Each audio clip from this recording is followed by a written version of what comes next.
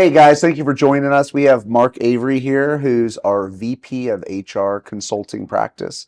Mark comes from a major oil and gas background, launching offices all over the world for Apache Oil Company and other large entities. And so I met Mark a couple years ago, and he's come and joined us. But walk us through, your background, and all I know is you're this office entity launching guy for large corporations all over the world. But just give us a little bit of a piece about your background and where Yeah, you come from. yeah, I think that's a good question, and it really dates back to some of my early days with Baker Hughes, and being in a meeting and was asked by our HR vice president if anyone was willing to do some international HR work. I had no HR experience, no international HR experience at the time, and I raised my hand, and that led to a whole career of spending most of my time at international locations, working with an operation lead, a finance lead, to either set up or reestablish or position a business to grow. Now, obviously, I didn't handle the finance and the operations side. I focused on the human resources component. What did we need to do to stay compliant, regardless of what country we were in? And in a lot of cases, it depended on what part of the country that you were located in. Also, staying compliant with our partner agreements that we had in international locations, and then government agreements, depending on what type of mix of employees that you were required to have based on the country or location you were operating in. So you would go into these countries and they're like, all right, hey, Mark, let's just start at Baker Hughes. Hey, Mark, where were you? What location with Baker So we Hughes to were start? in Mexico, Brazil, Venezuela. Oh, wow. Okay, let's start with Venezuela, right? So you drop into Venezuela and they're like, hey, Mark, hey, go set up our HR regulatory needs and practices and figure out what the laws are and then go hire a bunch of people. Is that right? Yeah, so at the time they had a large manufacturing operation Okay. in Venezuela, and it was really more at that time about going in and putting some human resources practices in place, best practices that weren't very common in Venezuela, but were very common in the US or even in the UK at the time. And so it was going into that culture and being able to understand how do we implement things like people development, health, safety, and environment in a country where there wasn't a lot of statutory and regulation requirements on us at the time, but we still wanted to be good stewards of our ability and capabilities to manufacture in the country. And so we were employing practices that weren't required of us. And so how do you go into a culture that's very legally driven and compliance driven, where you're saying this isn't something the state's requiring you to do, it's something we as a company are requiring you to do because it's the right thing to do. And that's all about people. It's all about behavior. It's all about motivation and recognition. And so we put performance systems in place that help to promote and perpetuate the kind of behavior that we wanted to see. And we had great results. So you're an American, you show up into Venezuela, and all of a sudden you're this new change management HR authority. How was that taken with the local culture down there? Because there's sometimes I know certain countries can view the U.S. as kind of imperialists, right? Like Yeah. how do you manage that change management without ruffling feathers and causing Yeah, chaos? and that's a good question. And you were asking, at what pace were we able to move? And I would say initially we moved at a slower pace because we did a lot of communication. Okay. It was critical that we get leadership involved, that we get management involved. And then we took it a step further, which was very unnatural in the culture that we were working in. And that is we went to a teams environment, a self-directed teams environment, where we brought employees off the shop floor into our focus meetings and listened to them talk back to us about the realities of what we were wanting to do. And I think that was one of the most eye-opening parts of the whole process, not only for us, but for them to be in a room now with the managers and being asked questions and then having the management team listen to the responses. And then we put things in place that help to eliminate or facilitate what we were hearing in those meetings so that they could be So successful. you let them kind of speak what their issues were into the room. We're able to package those, and so they became a part of their own change management process Exactly. versus like coming in as some sort of dictator and trying to force something down that may get some pushback. That's kind Yeah. of probably an art form. Yeah, you learn. So that's going into an existing operation. Walk me through an example of you're the Jack Bauer of Apache Oil Company, airdropping into Egypt or wherever it may be, and all of a sudden it's like, go figure it out. Like, walk me through one of those scenarios. Yeah, so I can give you an example. When I was with Cooper Cameron and they were establishing a new location, and they had, obviously, they were a large name, so they had a namesake in these locations. Their equipment had been seen in these locations, but they had no operational business in that location. So they didn't actually have a physical brick and mortar facility where they could perform the work in that location and turn it back around to the field quickly. And so going into an environment like that, it starts with you show up in town and you understand who owns what property and where do I need to go to talk about a lease on property? Is there property that I can acquire? Am I even able to acquire property in the country that I'm operating in? And so you really start from a ground level, literally trying to find ground and space to start your business. And then the next key step is having the right people in that location to help build that business. And a lot of times we would select individuals who had either done it in the country that we were operating in, or they had successfully built businesses of scale to the size that we wanted to see in this location. And so I think first it's just the basics, the compliance, the acquisition of equipment and material, and then it's that leader is critical. Interesting. So were you paid on this, not knowing, but were you paid initially out of the US when you're going into these countries and then eventually before even payroll set up, you're setting up local entities, bank accounts, stuff like that before you can kind of vacuum the pay into that country? Was that a part of the process? Yeah, no, normally what would happen is we would set a business up and then you would immediately need employees and people. And so we would start a payroll for that business and start bank accounts and register the business there in the country. And as soon as you can, you want that business to be self-reliant and to be able to pay its own bills, pay its own people, and grow itself.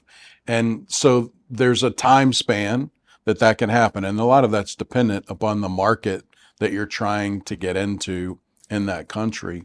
And so we would see companies that would grow and obviously we would have a business plan in place. And part of what I would do as the HR arm to this is look at how many people do we need to run the size of business that we want to run? How many manufacturers, how many repair and maintenance people, how many field people? And then you take that plan and you cost it based on the local labor market. And then you lay that cost structure on top of the business plan. And that quickly will show you what's my operating expense, what type of revenue, what type of margins can we expect out of this business. Obviously, there were other financial components that laid on top of that, expenditures that we had that weren't related to people. But all of that came together to give our executive teams a chance to see and have clear visibility around how long will it take for us to become profitable where this business unit could run on its own.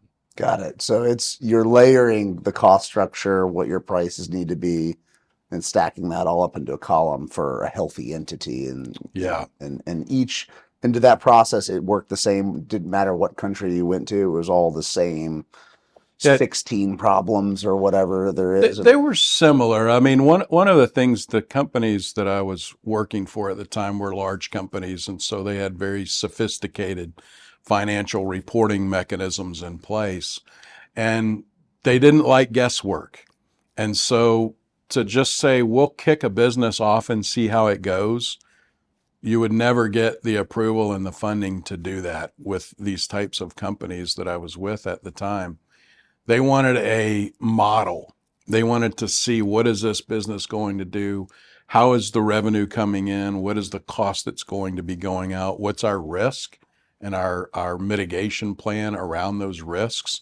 It was a no surprises environment. Okay. Opposite of what we do here, essentially. Yeah. Opposite of what we do here. Yeah. It Yeah. was the activity was at scale with Right. Yeah. core group for sure. Yeah. The planning was what you would expect as a business owner. You want to know what's going to happen with your business. You can't wake up one morning and wonder, well, I'll just take a chance, because that's your business, that's your Yeah. life, and you've created it and built it. And I would say the companies I was with looked at it the same way. Yeah. Yeah. Yeah, we just went into Trinidad last year, and that was interesting because we turn a corner. We needed the safe to work STO certificate and Yeah. all these hidden terrors that came out of what actually had to go in as far as the cost sunk to get cash out of there. We got there, and it's coming online, but that was our first foray international, and there was a lot of surprises around the corner. Yeah. Just launched down in Guyana as well, and so Mhm. we're taking a look at all these different risk profiles down there, and we're building the plane, while we're flying it Yeah. down there as well, and Yep. so yeah, you were on a much larger scale. So you leave Apache, and suddenly you're here at Core Group, and you have all this experience. Tell us what you're doing here now and what kind of services you provide to companies like ourselves. Yeah. So one of the things at Core Group that I think was very appealing to me was how you have created a space in recruiting, staffing, in the maritime industry, and what Core Group has done over the last 12 to almost 13 years to really create a market that didn't exist. And so that was one of the things that was really exciting to me, because that's what I wanted to do, was to create or maybe expand on a market that was coming into creation, particularly in the US, around HR services, fractional human resources, PEO services, where large and small companies are looking at opportunities to run cost effective operations. And one of the ways to do that is to outsource all or components of their human resources offering. Interesting. So if I'm a company in Europe and I want to come to Houston and I contact you, you could help me with every aspect of setting up the entity from the ground floor, getting office space, building out the infrastructure, everything you would need would be turnkey with you. Is that what It, I'm it hearing? would be. We have Okay. partners in place that we can go to help with the fundamental legal issues, or legal items is probably better stated, and how to set up a company here in the US.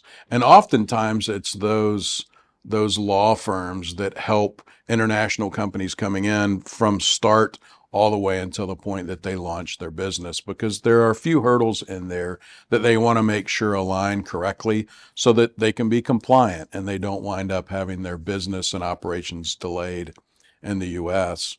And so what we would do in addition to that is we would help with what are some market trends in the area that you want to set your business up.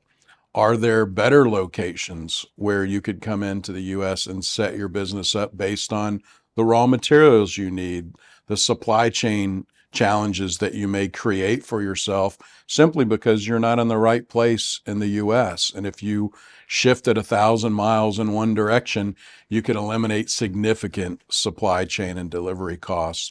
And also, it could open up doors to the type of talent that you need, as opposed to coming in, landing in a location and realizing now I have to relocate most of my staff because they don't perform the types of roles that I need performed because I just landed in the wrong place. And so there are a lot of dynamics that go into setting yourself up for success when you're entering the US from a foreign location. Yeah, we've seen examples of that, of companies coming out of New York and dropping a office on the east side of town and the ship channel, thinking everybody lived there, but everyone's on the west side, and Yeah. it turns into a recruitment nightmare because no one did any groundwork. Over the years, we've helped companies out of Europe, South America, and Asia come into Houston, utilizing our payroll services and back office to help staff up their existing employees and or people we find for them. If I'm a CEO of a company and I'm like, okay, Houston's boom town. I heard the other day Houston in the next 20 years is going to be 20 million people in 20 Wow. years. Essentially, like 10% of the United States is going to live here. It's a hotbed of activity with maritime, oil and gas, healthcare, you name it, right? Yeah. It's boomtown energy.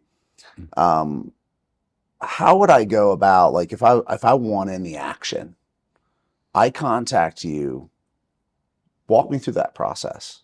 Yeah, the Yeah. first thing we would do is have an intake call because I want to listen to what you're trying to accomplish and what is the end goal of this adventure, of this business venture that you're about to go into. Because there are so many things that go into setting that business up and starting that business and developing your market that oftentimes entrepreneurs or business owners or CEOs of companies can lose track of why they even started the venture because of all of the things that go into getting it set up and getting it to a point where it can run.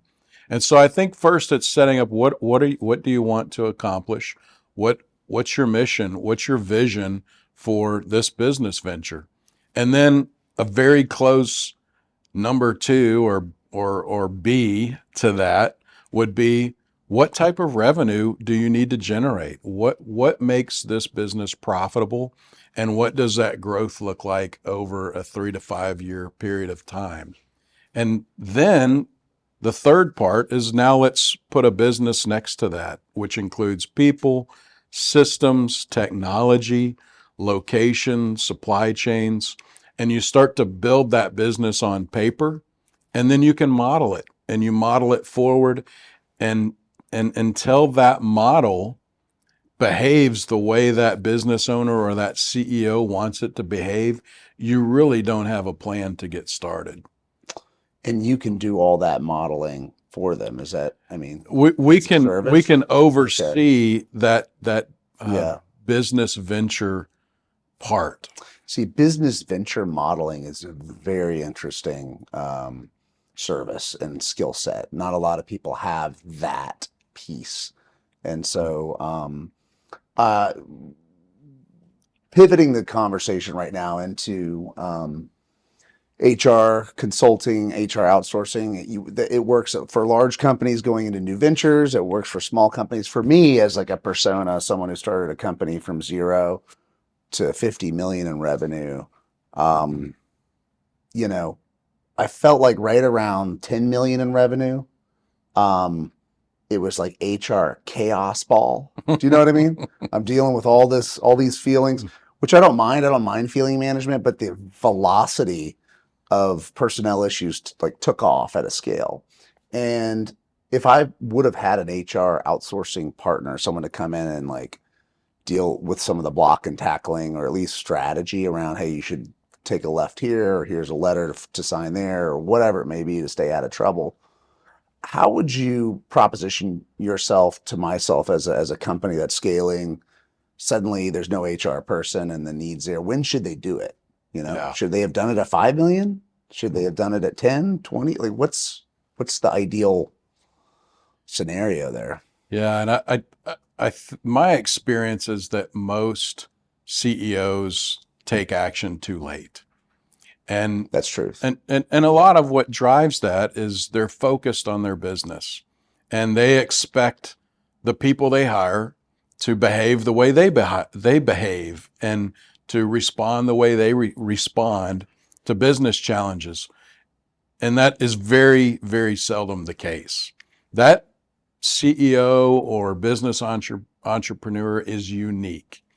They have created and built what they created and built because of their uniqueness. The people they hire, it's very uncommon that the people they hire are going to be an image of them, which makes sense. Everyone behaves different under different circumstances. And so oftentimes what I find is business owners wait too late to take action, but they can still take action and see the type of response from their business that they want to see. And what we bring to the table that I would see as very important to that business owner is a cost-effective approach to doing that. To being able to say, you don't have to go hire a full-time HR expert or an HR team that is comprised of 2 or 3 experts in different areas. You can come to Core Group Resources. We can partner with you.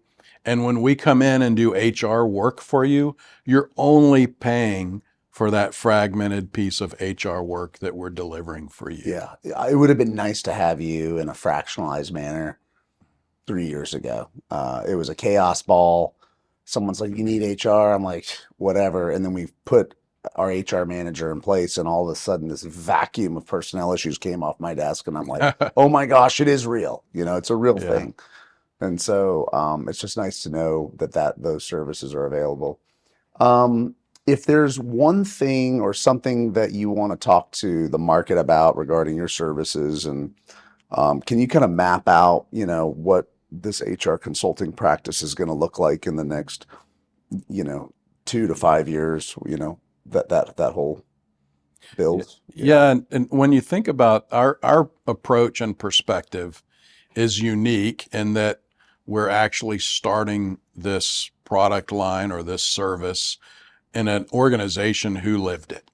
And so we're able to understand where small businesses are and where is that threshold that we need to come in and convince business owners oftentimes that this is the point of entry for some HR expertise. And so I think that gives us an advantage having a business that's been there, done that, and lived through it, and being able to pick up on some of the indicators to say now is when you need to start to establish your HR office. Yeah.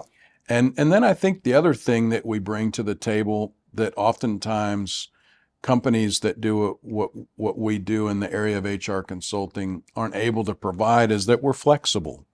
We're able to tailor make HR processes, HR policies. We're able to HR practices, best practices, to tailor those to the business and then scale those as the business grows. In HR, when a business is growing, the tool you put in place is not the tool that you're going to use forever.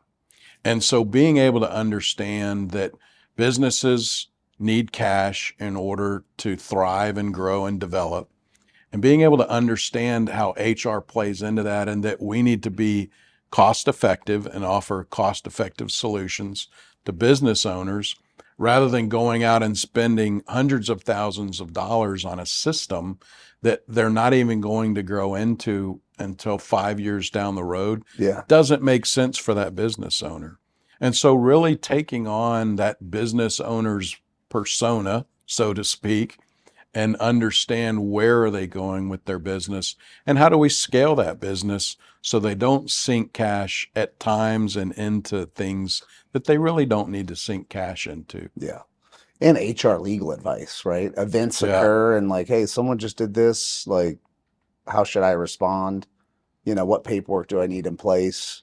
You get into this HR legalistic realm nebulous on how to protect the entity. I'm sure that's an entire side of service you can provide as well, as far as trying to Yeah. And keep I people would out of say trouble. those are like the building blocks when you start thinking about the actual services that would go into an HR strategy for a company. I think compliance is that first block. There's compliance, and I think employee relations sits very close to that to make sure that not only are you compliant, but your employees understand what compliance is, and people need to work together and what that environment looks like. And typically your entrepreneurs are low on compliance and high on influence and risk. And so, that's always a laggard. So that compliance piece um, can get in the way of actually entrepreneurial growth. And so a lot of Mm, your CEOs are a little bit lower on compliance because they're bending the marketplace to get things done. yeah, But then when they finally grow, they're like, "All right, hey, where's my compliance?" Well, it's nowhere to be found because, yeah, you know, it may have anchored them, in growing it originally. And so that would have been nice to know if you existed.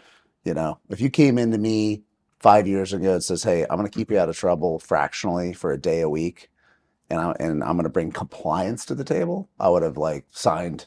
It would yeah. have been an insta docu sign, like one click sign, right? Um, well, I appreciate the time today, and excited to see the consulting practice continue to grow. And if you have any questions regarding our HR consulting practice, please reach out to Mark Avery. Click on the link below, and we'll be excited to help service you as your company grows.